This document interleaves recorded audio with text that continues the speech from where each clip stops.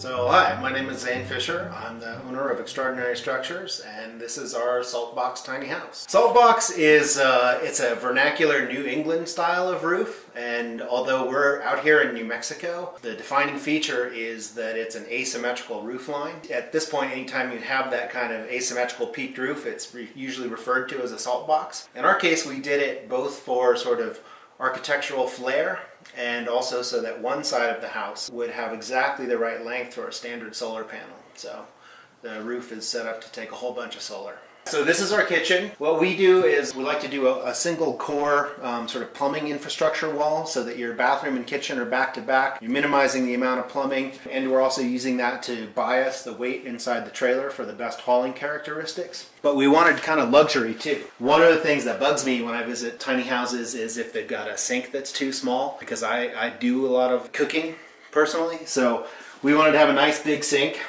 So this is bigger than you're going to have in some apartments. And then we have a sort of a diverse cooking ecosystem here, from a convection toaster oven to a 2-burner induction. But you could outfit this with a larger refrigerator and more of a standard stove and oven. But these are the options that we chose for this one. And we used a single piece stainless steel unit here. This fridge is a drawer. There's a drawer situation right here. So it just fits right into the counter. It's small, but it's very efficient. Lots of drawers, lots of storage. In fact, I sometimes think there's too much storage in this place. I think it's adaptable to any person's particular sort of needs, and you can really make it home. So the bathroom is, it's bound to be small, right? It's in a tiny house like this, but we wanted a different characteristic. We have sort of a Scandinavian wood cabin style interior going on, and we wanted to sort of, create a whole different environment. So we've got this bright white acrylic in here, which gives you a sort of a modern flair, but that's tempered with the same mesquite floors, and then this deep cedar Japanese ofuro style soaking tub. My partner Catherine built this as a little piece of luxury in a small room. So a bit of luxury and some brightness helps to make a small bathroom a lot more livable. This is a composting unit here, Swedish style. Yeah, this unit doesn't currently have holding tanks on it right now. So what you would do is either tie it into a septic, or depending on your location, use a gray water system or add a tank. If, for example, like this unit will end up spending its life probably in New Mexico. You can do gray water, but your kitchen water is considered black water. So what we have pre-installed on the kitchen sink is a valve.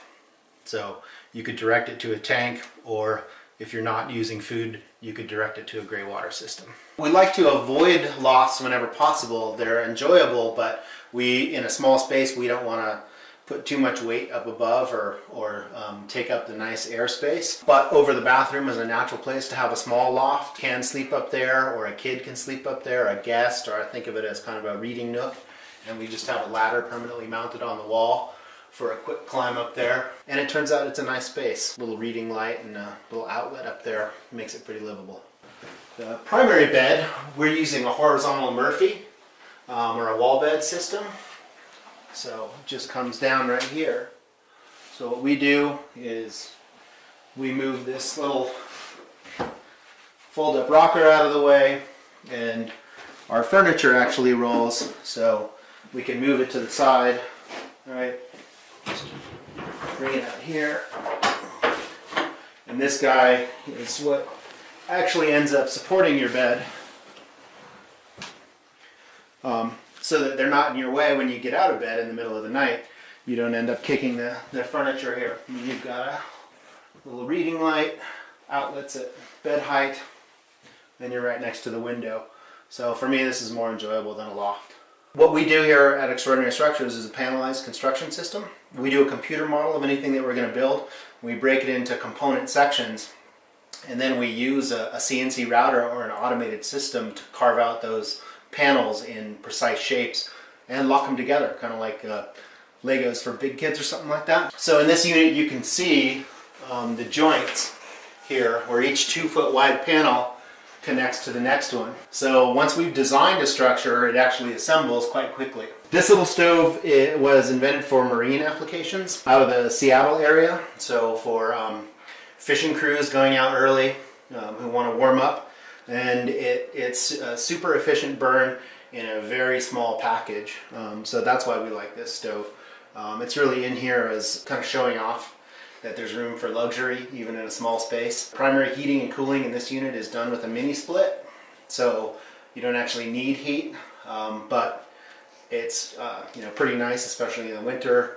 Get back from a day of skiing or snowshoeing or just hard work and be able to light up a little fire. Kind of adds that something special that makes you feel like tiny house living is a luxury rather than something that you're giving something up for. Is there anything you wish you would have done differently with this build?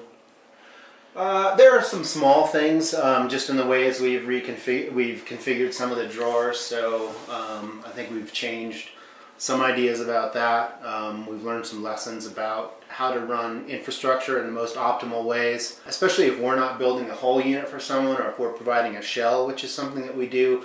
How to make sure that it can work really well for electrical and plumbing trades. Part of that is the tiny configuration, and part of that is using a panelized construction system like we do. Overall, I think we're pretty happy. You know, we've got other floor plans that we're working on that are different, but this one has a lot of versatility in it for us. Where do you see the future of this? Do you see this as something that is going to be progressing for many years to come, or do you see this as something where it's going to be a niche small market that's always been there, but now they're starting to become more aligned with the thought process of the tiny home living?